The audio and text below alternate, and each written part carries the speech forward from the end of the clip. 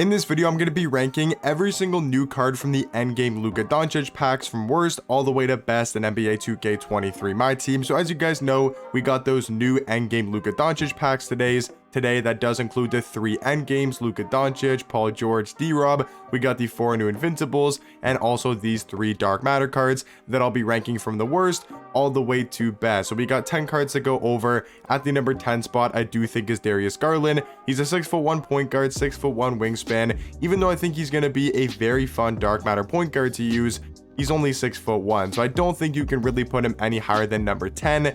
Right, there's some other taller cards in the game that are a lot more viable in game, but I do think he's a really fun point guard. He's got a quick jump shot, he's got the tray fade, he's got really good dribble sigs, aim behind the back, quick drops off one, and front clutches. He's also got perfect defensive tendencies. So if you're looking for a fun point guard, I think Darius Garland is a really fun option. Just going to be, in my opinion, the worst card from the Endgame Luka Doncic packs. But coming in at the number 9 spot is going to be the Dark Matter Larry Johnson, a 6'7" small forward, 6'10" wingspan. He does have really good all-around stats and badges. Like defensively, he's got a 97 block, 90 steal, 94 perimeter, 94 interior defense. He's got really good athleticism across the board, right? He's quick, he can drive to the basket, he can knock down threes. He's got a pretty good jump shot with the JT Thor base, Steph Curry upper on very quick timing. I think it's actually a great jump shot. And then he's also got the tray size up, he's got the Curry escape, aim behind the back, he's got quick drops off one, he's got the front clutches, and also perfect defensive tendencies.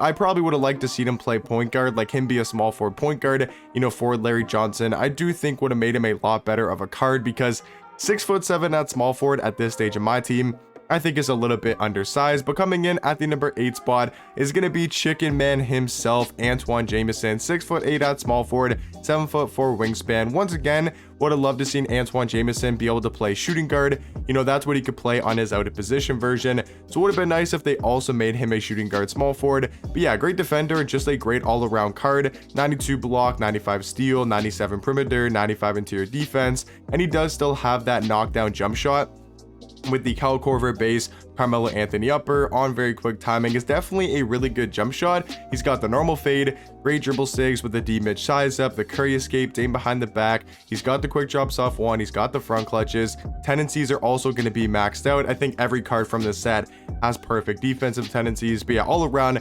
Antoine Jamison I do think is going to be the 8th best card from the Endgame Luka Doncic packs. But coming in at the number 7 spot, this is now where we start talking about the Invincibles and the Endgames. I do think all the Invincibles are better than the 3 previous Dark Matters from these Luka Doncic packs. But yeah, Boogie gonna be a 6'10" power forward, 7'5" wingspan. So at least he does have a good player model and a good wingspan, because 6'10" is a little bit undersized for that power forward position. Stats wise, we know he's an invincible, so 99 every single stat. Tons of good Hall of Fame badges across the board, like only missing ankle braces on Hoff for defense, only missing a couple shooting badges, only missing pro touch on Hoff finishing. So he's pretty much got all the Hall of Fame badges you need on a power forward. Tendencies, like I said, I think every card in this set has pretty much perfect defensive tendencies, all going to be at 100 for DeMarcus Cousins. And then his jump shot, I think, is actually pretty good. He's got the Montrezl Harrell base, Tim Duncan upper on very quick timing. I think that's a pretty good jump shot for a power forward card.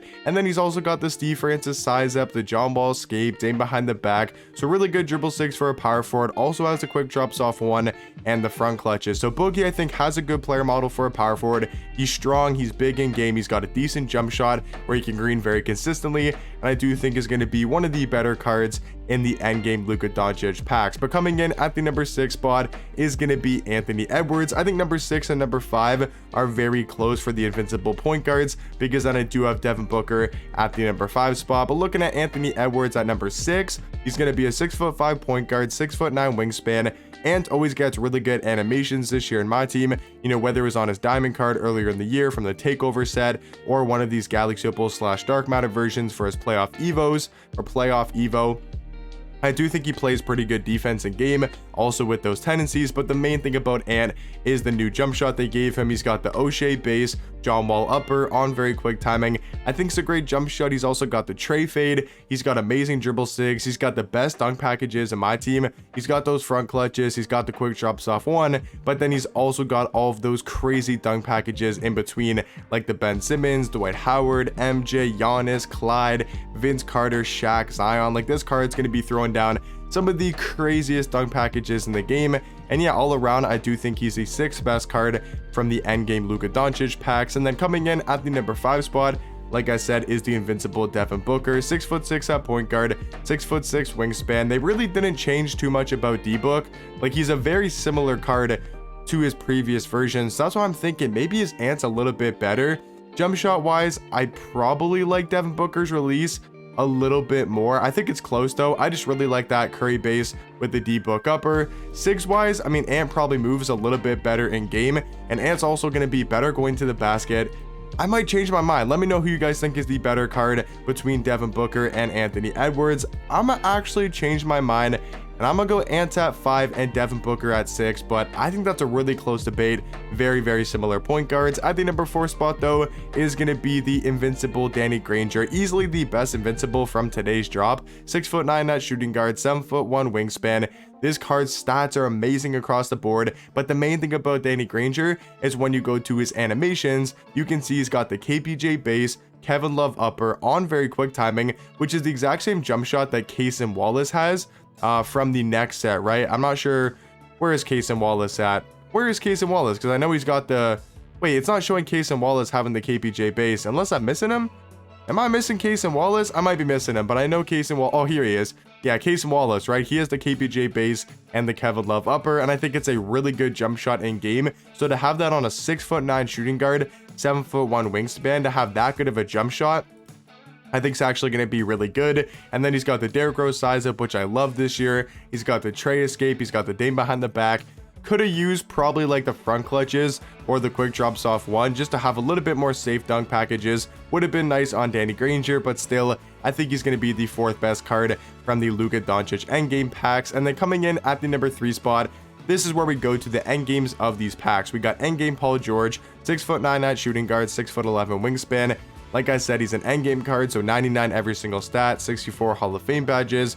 Jump shot, gonna be the same as all the other endgames. KPJ base, Sadiq Bey upper on very quick timing. He's got the tray fade, the best dribble 6 in the game, the best dunk packages. I mean, Paul George is one of the best shooting guards in the game.